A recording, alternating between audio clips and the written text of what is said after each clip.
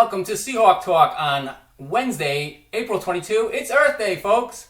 Good to have you joining us on today's show. We've got a bunch of guests lined up. Our first one's already in queue, and I want to get off to a good start because last week with Coach McGuinness, I fumbled the ball and didn't have his audio up or mine, so it was a lot of this and, well, moving mouths, but no sound. So thankfully we've got Rob today. Rob, how are you doing? I'm doing well. How are you, Ed? Very good. I'm just going to show folks that we've got you, followed by Erin Gendreau, Devyn DeFalco, Meaghan Papiro, Mia Papiro, and Craig O'Rourke II. And now we are live with Rob. Here we are after a false start last week, but we'll recover. Yeah, and you did a great job recovering from it last week. And I was glad we were able to get on the show your skydiving experiences over the years. And we will circle back to some part of your video for Connections Day. But first, I want to talk about starts. Yeah, starts in cross country. When I mentioned false start before, you don't see as many of those in cross country. Sometimes you get people who look a little wobbly on the line, and maybe the official will have everybody stand back up and take a breath and try to come back to the line. Typically, though, we don't see anything recalled unless you see someone fall in the first 100 meters and an official spots it and calls the field back. And I've been coaching at Salve for, this was 8 years last fall. I've only had one race get recalled in the time that I've been coaching there. And you were there for that one. It was the regional meet back in 2015 at Conn College, Harkness State Park. And that was sort of an extended recall because the field had taken off down the opening stretch and made the corner, and then we heard the second gunshot, and the next thing you knew, the whole field was coming back. And that was highly unusual. And having been around cross country for 25 plus years, I've only seen one race like that. So not many false starts, but then you get into people who start really hard. Do you want to go out fast? Do you want to try to get out with the leaders? Are the leaders going to go out too fast? Are you going to go out too fast? The other end of that is being too conservative and getting stuck behind everyone. If you're on a course where there's a lot of narrow trails or not a lot of room to move, a poor start that was too slow might cost you a lot of time and position. So there's a balancing act between too hard, not hard enough, and then how much work does that create for you as the race develops? So starts are tough. We can break a race down into three parts, beginning, middle, and end. Which of those three is the most important? I think, especially with some of our athletes, staying engaged in the middle of a race is really important. That's where it can be hard to keep contact. Let's talk about a 5K or a 6K for the women. That middle mile or that middle couple of kilometers, that can be hard once the race is settled in. If there's a little bit of separation, maybe if you're not near the next opponent, it can be hard to maintain that pace by yourself or to track down that next opponent. And for the guys, it's a couple of miles in the middle if you want to break an 8K down. But staying engaged is what sets a decent race apart from a really good one, because most people are conditioned to finish fairly strong if they've got anything left. But if you go to sleep in mile 2 for the women or miles 2 and 3 for the men, you might actually cost yourself a lot of time. So that's something that's hard to do because you have to condition yourself to stay engaged when you're getting tired. Maybe you're recovering from a starting mile that was a little quick, and you have to adjust to a pace that you can sustain for the rest of the race while still running a race. So I'd say it's the middle. Okay. Have there been any miracle finishes you've seen over the years? Miracle finishes. I have seen, at the university, where have I seen some good ones? We've had some athletes make up a lot of ground in the closing stretch of a race, especially in cross country. When I think about Amy Irving and her runner-up finish in the CCC a few years back, Amy had some to do to get into that position and had to work hard to get there. Let's see, who else? Trying to think who else has come well from behind. There have been athletes who've made up a lot of ground closing, especially on the track. You think about Liv Owen in the 10K at MIT a couple of years ago, going from 14th or 15th place in the race all the way up to a scoring spot to be all New England. Like, that's a pretty miraculous finish in a long race. and she ran it so well. Just great tactical execution, an example of somebody really staying engaged and pushing even when the field wasn't necessarily going in the same direction. She had to pass people who were coming back, and we've seen some impressive closes on the track. Liv certainly comes to mind as one of my favorites. Well, we've talked history at the beginning of the program. Today is Earth Day, 50 years since the first Earth Day back in 1970. And 345 years ago, on April 19, 1775, was a shot heard round the world. That started the Revolutionary War in Lexington, Massachusetts.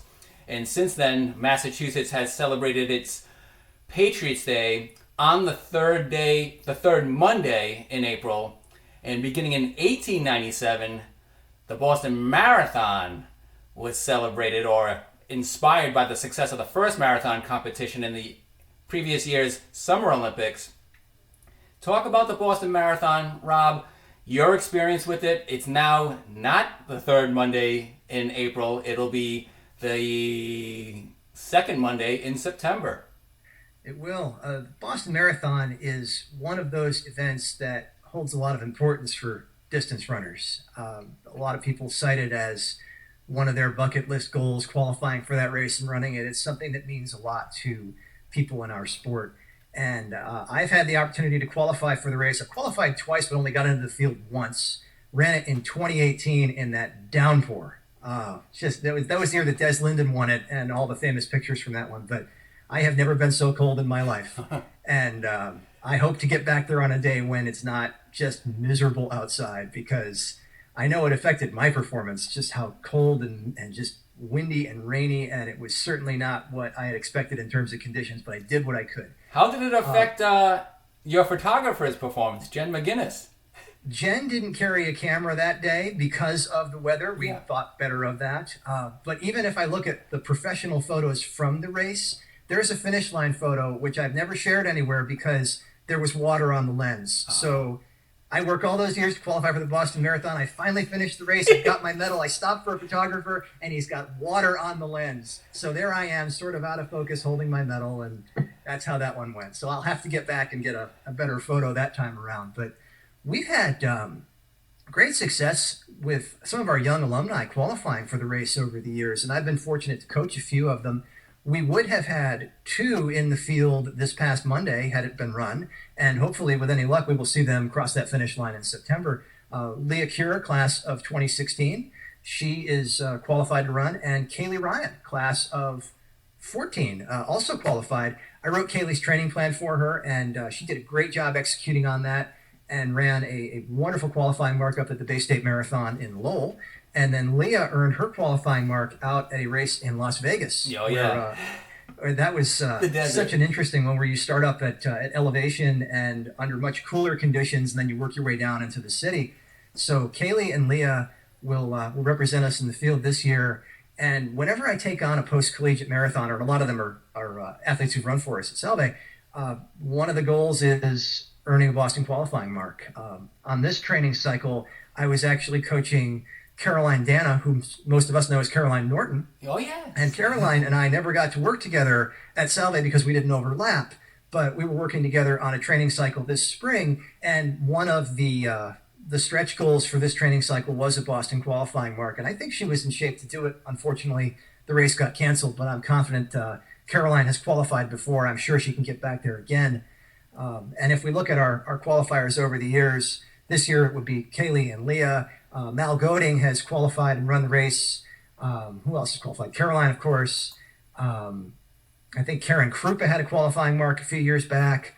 We've had a lot of young marathoners do very well in their first few years out of school. And of course, Shannon Clark now. Yeah. Shannon is a 2-time Boston Marathon finisher, a 3-time qualifier, and I was with her during her effort. Meaghan and I made our Boston debuts in the rain in 2018.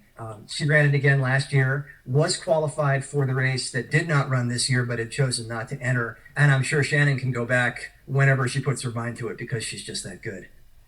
When we talked last Wednesday, we talked about the tradition you started in 2017 with skydiving. Your program has had a great tradition, and I go back to the video that you produced for Connections Day, which was a hit across the board.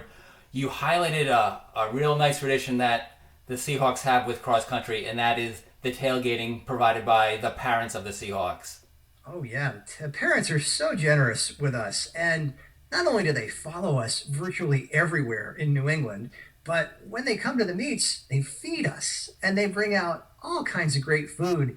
The menu varies from year to year based on some of the preferences of our student athletes, but I've seen some incredibly elaborate setups. I think about when Sean Hughes was an undergraduate and when he was on the team, his parents, his dad would cook stew. So he'd bring out like a camp burner and set up a pot, and we'd have clam chowder, or we'd have any number of things that he had cooked. We have people bring out, chili and pasta dishes and all sorts of cookout fare. And then there's desserts and all sorts of sweet stuff, which I guess, we've just run a race, we've run hard. We can have a few of those empty calories and get away with it. I saw coolers full of chocolate milk at one point this year, which is a notorious recovery drink in long distance races, clearly a favorite of at least one or two of my current athletes. And the parents just do a great job of taking care of us, and we really appreciate them. Because without them, we would be a little bit hungry after having raced. Yeah, I didn't intend to make Salve folks salivate, including myself, but I would certainly be a big fan of the chocolate milk at any race or any event. So, oh, definitely. Thank you for sharing that with the audience, and also on the Boston Marathon and on the Starting Gun. Oh, yes, my pleasure, Ed. Thanks for having me. Good to see you, and we'll talk to you next week. Talk to you next week. Have a good one, Ed. You too, Rob. That's Rob McGuinness, and we're off to a good start here on Wednesday, April 22, Earth Day. We'll be right back with a recorded interview with Salve Regina's Erin Gendreau, class of 2017. Stick with us.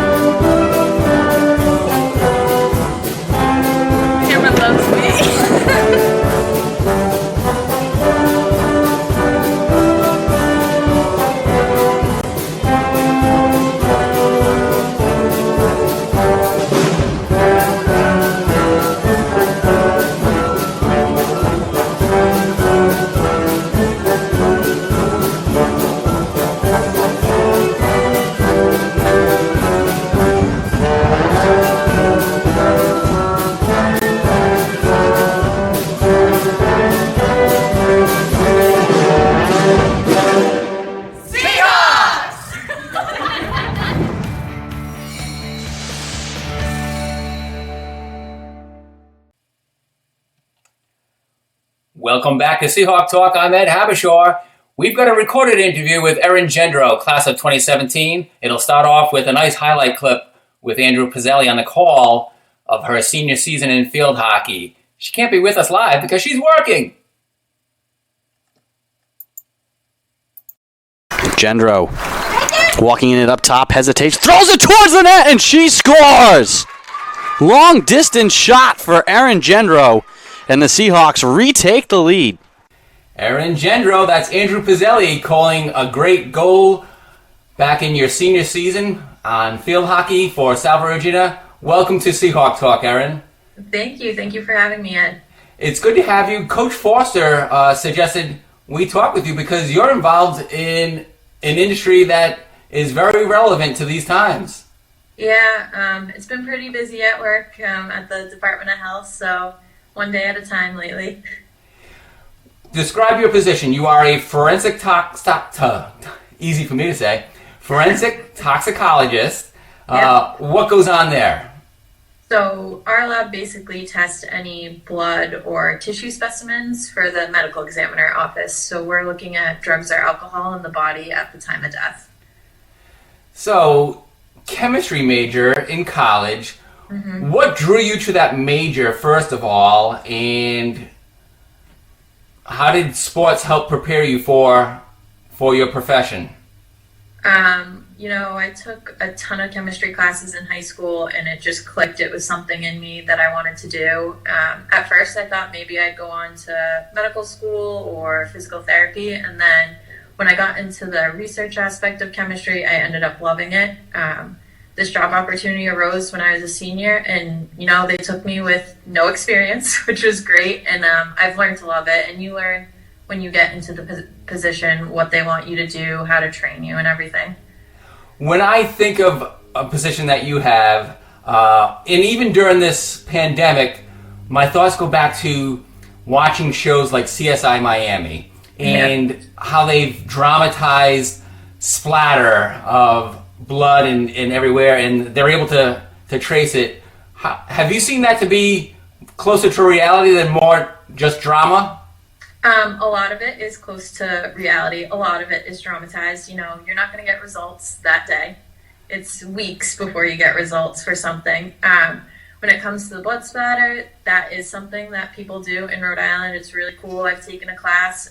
You can tell a lot about blood splatter, which is really awesome. Our lab is a little less of the CSI. We're more of the blood work, but we do have the CSI-like lab in our building.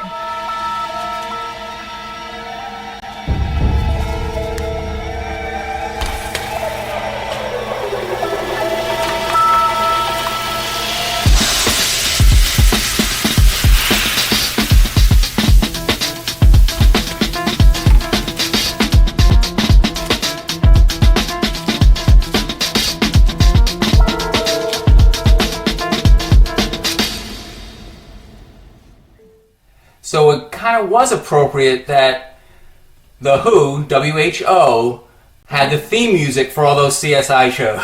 Yep. Not the World Health Organization, but WHO, the WHO, and Pete Townshend, Rhonda Daltrey. I think I know the rest. Keith Moon and Roger John. We'll figure that out. No one knows what it's like to do these episodes. But don't get fooled again. The Who. It's Roger Daltrey, Pete Townshend, John Entwistle, Keith Moon. There you go. Let's get back to Erin Gendreau. Erin, a 4-year field hockey player. You came in and played from 2013 through 2016. You were part of a very successful 4-year run. The team has a 48-33 overall record during your stretch as a Seahawk. And that includes the 17-5 season in 2015, which is a program best. Talk about your experience in field hockey and what has led you to be active in this profession. Field hockey definitely was something I grew up doing. It was a family sport. All my aunts and cousins played. When I got to Salve, it's definitely a different atmosphere than high school. The field hockey team, or any team in general, basically becomes your family. You're with them 24/7. Preseason, you're there before everyone else is at school, which, helped me a lot adjust to the college life.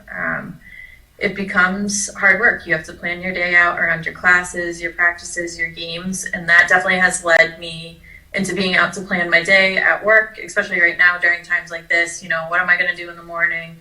I got to go to work. I got to get these things done at work.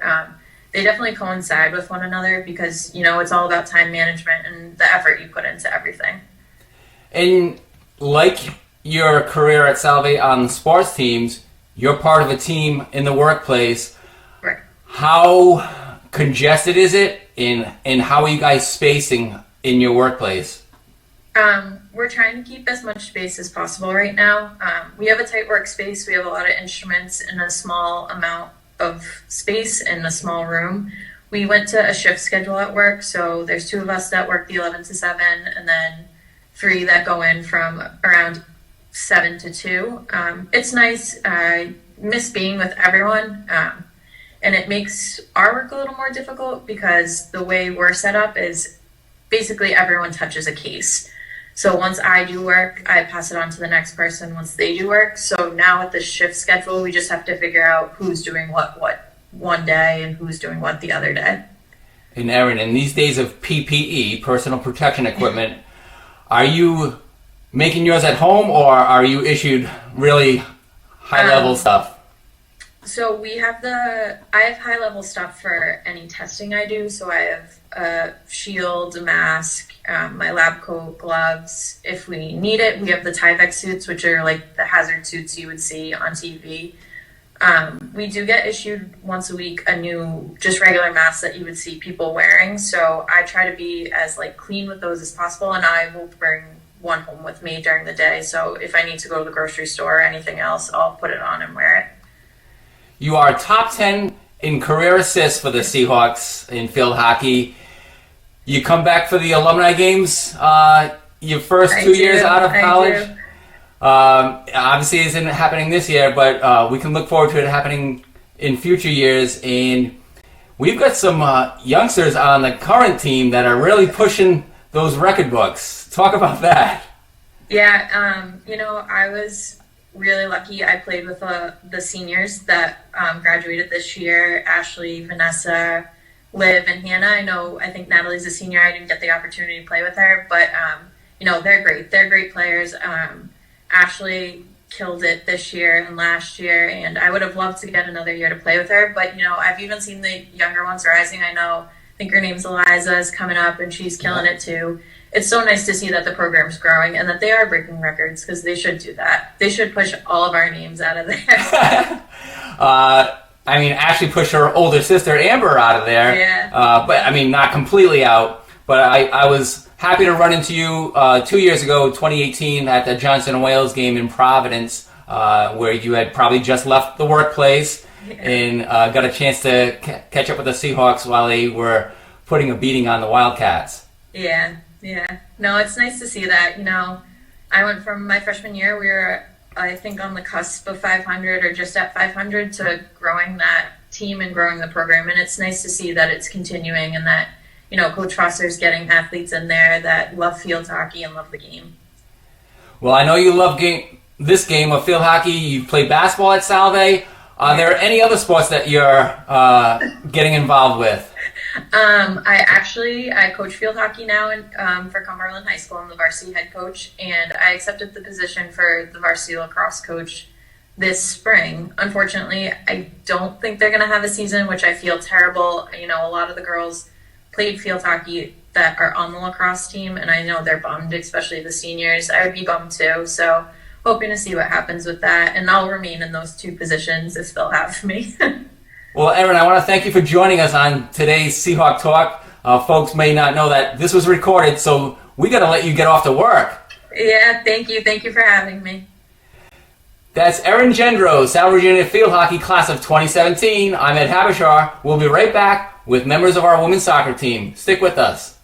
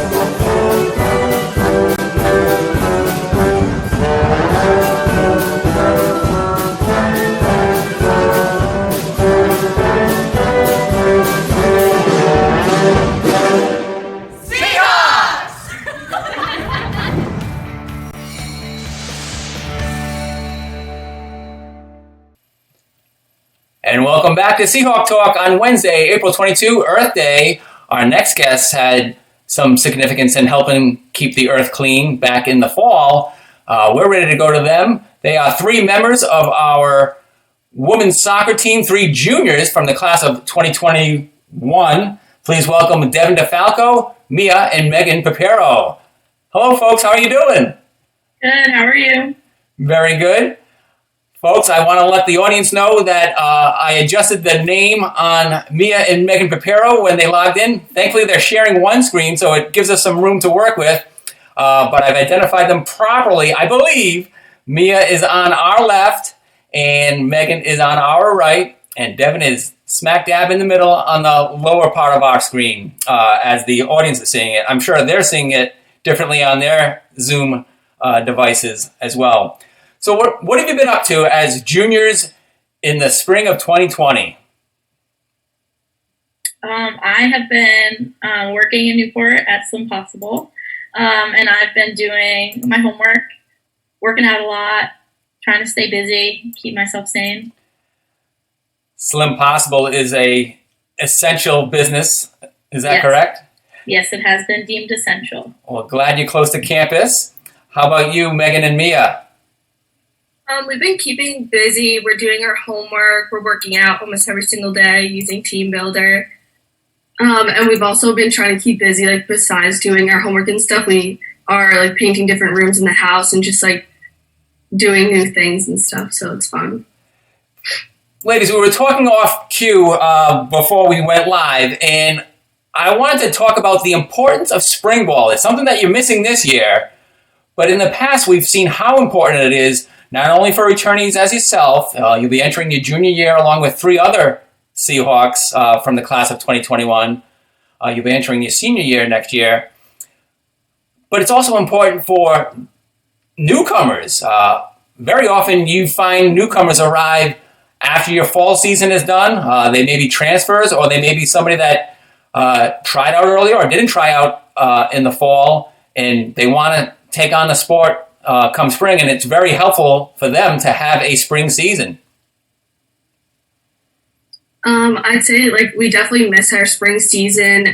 It's a big transformation because we don't have our seniors anymore, and we love our seniors. So it's new for all of us because we all have to learn how to play without the players that we normally have on the field. And we're always welcome, and we love having new players come, and we like to see all the new connections that we can make. Yeah, I think it's good to get some touches on the ball before the summer. It helps us prepare for our tests in preseason. Coach does a very good job setting us up, doing our running tests like every other day. Yeah. I think like it's really important for us. Like it gives us extra time to work on things that like we notice that were habits in the fall that we want to change over. I also think it's really good like team bonding experience because after the fall, like you go through the winter and like, yes, we have lifts and things like that, but we don't do as many team things right after the season. So the spring's a good time to like get everyone back together and make everyone remember why we love the game. And I think the bringing in new players is really important to our team because in the past years, like we've had a lot of contributions from people that have come to the team after their traditional freshman year fall semester.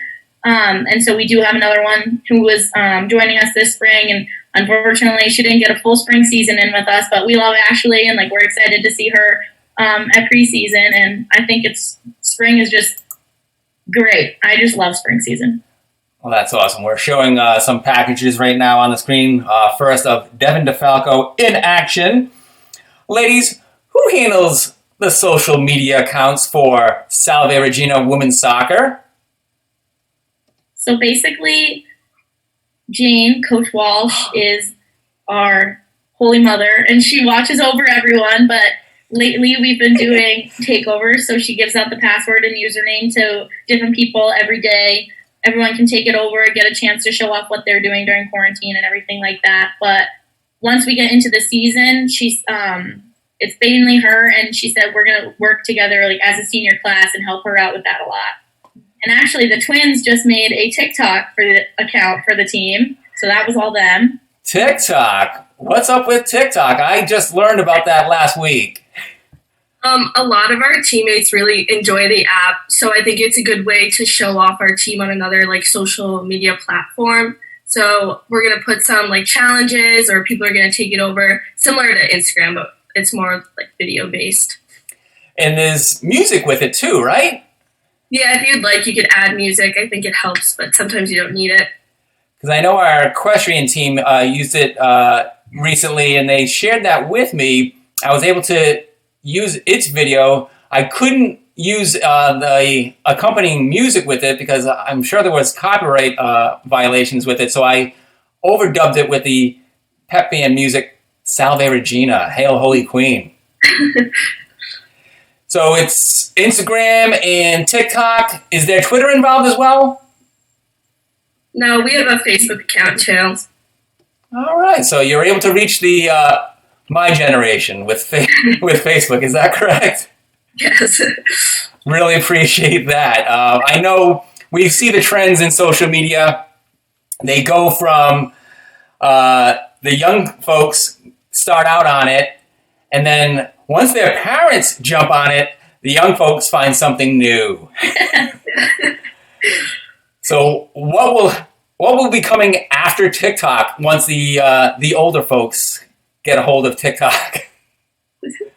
No idea. Maybe you guys can invent it. I think that'd be an interesting thing to see. And then Coach Walsh will take it over. Yes.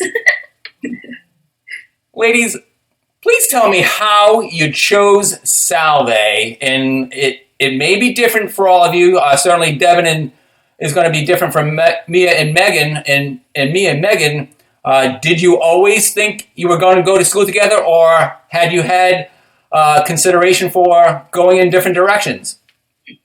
We definitely had considerations of going in different directions, but I think that Salve just had everything that we wanted, and it just worked out perfectly that we went to the same school. We're very happy that we chose Salve. Yeah, and you chose the same major as well. Yes.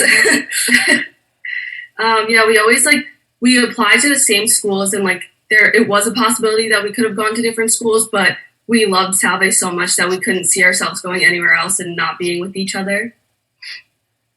And Miss DeFalco.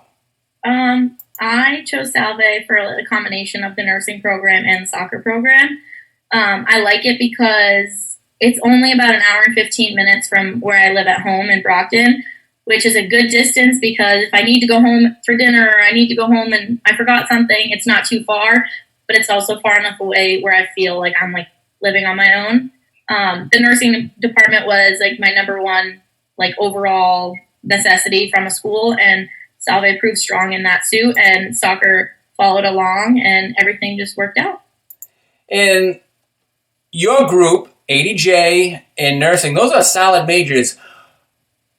Are you happy that you chose those majors now as we advance into a criminal climate that can be out there, and also obviously the frontline climate of being a nurse? I'm definitely super happy that I chose this direction.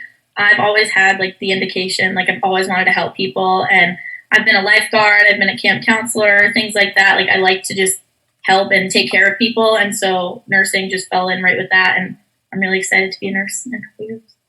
And Meaghan and Mia, what are your plans with your degree in administration of justice? We just got into the 5th year program for Homeland Security, and we're not exactly sure because there's so many different options that you can go to, but we do like working with children, so maybe something with juveniles, but it's not really something that we fully established yet. Yeah, we can't thank our professors and our advisor, Mr. P, enough. They've helped us so much with, we're actually graduating early in the fall, so in December we'll be done, so they helped us a lot, and then we're in the 5th year program, so we'll decide our career then. We're really excited. That's a nice shout out for Coach Vin Petrarca. Well, you've been wonderful guests here. We're going to be continuing in this theme next week when 3 other members of the class of 2021 join us: Molly Breslin, Kara Cody, and Margaret Hanley. Mia and Meaghan and Devyn, thank you very much for joining us. Look forward to hopefully having you back in the fall for your final season in soccer, and congratulations to Mia and Meaghan getting it done in 3.5 years. Thank you. That's Meaghan and Mia Papiro and Devyn DeFalco. I'm Ed Habishar. We'll be joined by our men's soccer head coach, Craig O'Rourke, after a short break. Stick with us.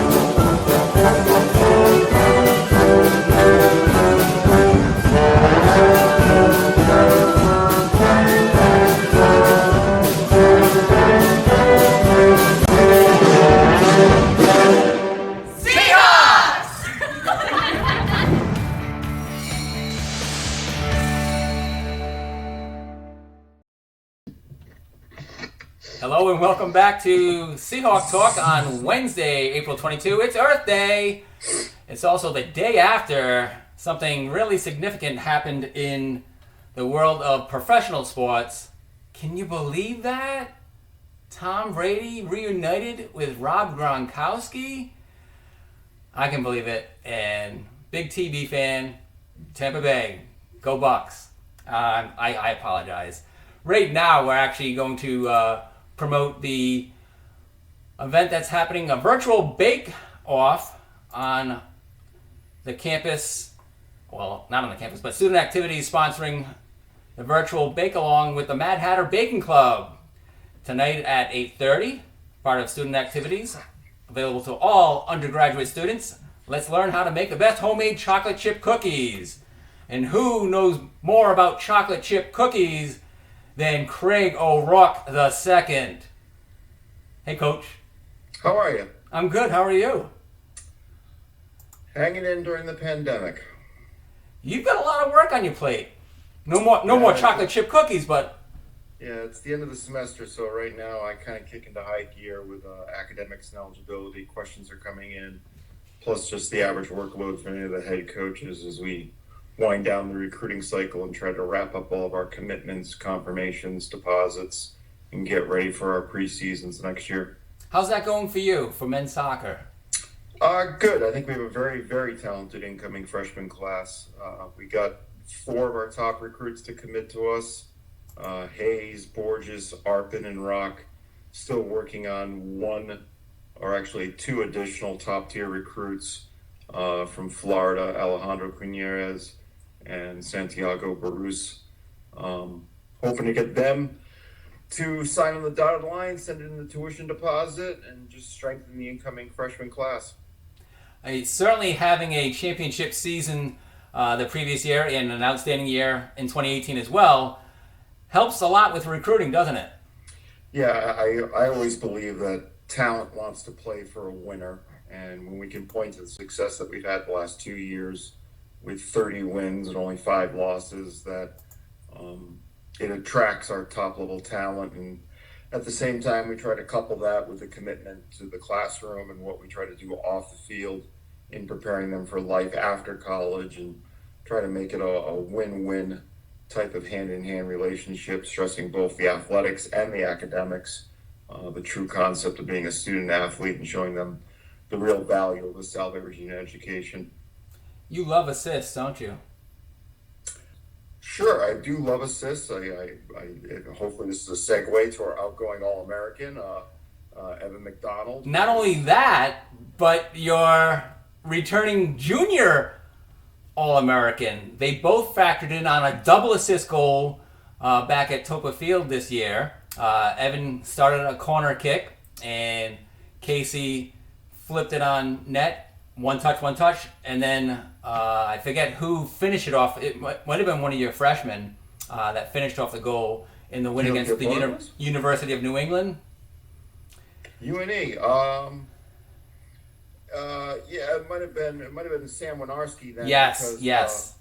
Yeah, I think I remember. It was actually the game-winning goals. The first goal, first half. Evan took the corner kick and made it all the way through. Casey actually struck it on goal with his foot, went off the post, came back to Sam, who one-timed it in. So that would have been the double assist. Well, the reason why I bring up assists is because social media is a great platform to assist in getting your message out there. What do you know about social media? Virtually nothing. I am not part of the generation that concocted or really contributes to the social media craze. As a matter of fact, I try to spend as little time as possible on social media. So you're much like your fellow Miami Dolphins fan Steve Sorella in that regard. Possibly, yes. Well, Craig, you'll be very excited to learn, if you don't know already, that junior Casey Kelly has taken it upon himself and enlisted several teammates, I'm sure, and he's doing a wonderful job with some of your social media accounts. We're going to flash to that right now. Oh, good. He did tell me. He emailed me because he was trying to track down passwords and usernames to get into the Salve Regina Men's Soccer Facebook account and or Instagram and or Twitter accounts. And I sent out an email blast to our last 5 graduating classes trying to track down the information for him. And luckily, the grapevine had already made it back to him before I got any responses what the passwords and usernames were. I have heard that Casey is instituting a trivia challenge on one of the accounts where there's a daily trivia question. Yeah. He threw one of the questions at me. You're a big fan of trivia. Answer it, and I told him that yes, I can answer it, and if anybody's answers are different than the ones I have, and those answers are wrong. Because I just knew the answers right away, right off the top of my head. So yeah, I mean Casey, junior captain. I can give a flash out to all of our listeners that the 2020 captaincy has been offered. Casey is one of the people that we offered it to, and he has officially accepted it. So he will become the next 2-year captain in program history, captaining both the 2019 and 2020 teams. He's done just a tremendous job. He's the incumbent captain. He'll be the returning captain, the 2-year captain. As we said, he is the rank when the coaching staff isn't present. And he's really taken the leadership by the horns. And right now, not only with the social media, but in terms of organizing all of our guys for the off season, getting them ready as we segue into our summer strength, speed, and conditioning program. And he's even right now helping with the recruiting. Both the Florida kids, we emailed them with the fact that the pandemic more or less has closed the campus and they're not going to be able to travel up here and see Salve Regina firsthand and do an official visit. We gave both of our Florida-based recruits some names, phone numbers, and email addresses of current student athletes, and Casey was one of them. And he's reached out to both of them and has been able to answer their questions and give them perspective of being a student athlete firsthand at Salve Regina. Yeah, he's such an engaging young man, both on the field, very physical, very tough. You call him Superman? The team nickname for him is Superman. We dubbed him that. Actually, I think we dubbed him that possibly in his sophomore year for the number of times that he was kind of swooped in and saved the day for us. And do you have other Seahawks that will be joining him in captaincy? We have offered it to one other person who has accepted it. I cannot reveal that at this time until I have 2 more conversations. Good. Are you happy with going with 2 as captaincy, or could that be evolving? It could be evolving. It's interesting. I've always had the mantle that I thought the captaincy, with the way that we run it, we actually have a plaque in the office that we make anyone who's going to accept the captaincy read. And it says the captain is held to a higher standard. It is not an elected position. It is not an appointed position. It is an offered position, and will be offered to an individual who's willing to accept everything that goes along with it. The captain's shoulders have to be broad, because there's a great many things that are demanded of them by not only the roster, but also by myself as the head coach, as well as the coaching staff. I've only ever had one individual in my 13 years at Salve that I ever thought could be a solo captain and bear the brunt of the captaincy by himself. And it happened to be a 6'3", 220-pound Robert Ernst, who was big enough and strong enough and was liked enough within the team that I thought he could be a solo captain. And in essence, in 2012, his senior year, he wasn't. He was co-captained by Jacob Brigandy. Yeah. Other than Robert, I don't think anyone else could be a solo captain. We have had the captaincy spread over 2 people, and we've had it spread over 3 people. I like it when it's 3 people if one of the 3 is a junior. That way, when the seniors check out at the end of their senior season, I still have a degree of consistency within the captaincy. This year, I don't know if we'll have that, though. It was an interesting vote. The coaching staff has convened. The outgoing captains have convened. And I don't know if we're going to have 2 or 3 this year. We're still kind of figuring that out and seeing what we're going to do with it. Hey, any shout-outs you want to give to Seahawk Land? Well, I really mucked up last week when I meant to shout out to Owen Kraft, and I accidentally said his brother's name. Owen let me know that within seconds of me saying that on the air, that he got text message after text message after text message saying, hey, congratulations, Zach. Coach shouted you out. Well, I did the seniors last week. I did our outgoing graduate student, Evan Lasky. I'm hoping that maybe the graduating class of 2019, whose senior year was 2018, is listening, as we did a great deal of updates on the website over the past week. And a huge shout out and thank you to your colleague, Andrew Pizzelli, in the Sports Information Office for getting all of those updates online. I'm hoping that the 2018 guys, Pion, JP, Lester, O'Donnell, Woods, Crocker, Lasky, although I know Lasky is a little bit 18, a little bit 19, Dalton and Elster, I hope all of them are listening, because as I texted them and emailed all of them, their bios get updated as well. We didn't just do the 2019 roster, but I also went back and did the 2018 roster. So I'll give a shout out to a class now 1 full year removed from the program in hopes that they're listening. Well, that's great. I'm glad you taking advantage of this opportunity to connect with, not only with recruits, but also with alumni. Yep, always good to keep the alumni in the fold and let them know that we miss them. Well, good seeing you, Craig. Hope all is going well. And so far, so good. You know, just like I said, hunkering down for the pandemic and hoping to get back to campus and get back to work firsthand. Although my workload hasn't lessened, but just kind of anxious to get back on the field, as this coming week would have been our last week of our spring season. Yeah, I talked with our previous guests, Devyn, DeFalco, Meaghan, and Meaghan Papiro, about the importance of spring ball, and it's going to have an impact of not being able to get some key returnees and perhaps even some newcomers into the fold and getting them into the system. Yeah, the value of the non-traditional season, I don't think can ever be truly fully stated.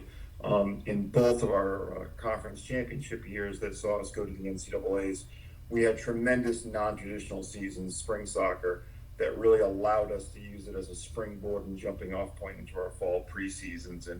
And the only consolation I think any of us can take from the fact that we are unable to do that in this spring, the spring of 2020, is that all college programs across the board were denied the opportunity of their non-traditional spring segments. So it's a level playing field still, and unfortunately I think that our program tends to use it much, much more than some, and helps us maintain and, really refine certain consistencies in our game. Well, if you've got nothing else to do at 8:30 tonight, join the virtual bake along with the Mad Batter Bake Club, and you'll have some nice, delicious chocolate chip cookies on your plate in addition to everything else that you're doing. Yeah, I might have to take that out. We both know how much I enjoy a good dessert. We'll talk to you next week. Hey, thanks. Take care. You too. That's Craig O'Rourke II, our men's soccer coach at Salve Virginia University. Thanks to him for joining us, and to Rob McGuinness, Erin Gendreau, Devyn DeFalco, Meaghan and Meaghan Papiro, and thanks to you for joining in on Seahawk Talk. Stay safe, stay home, and keep your distance.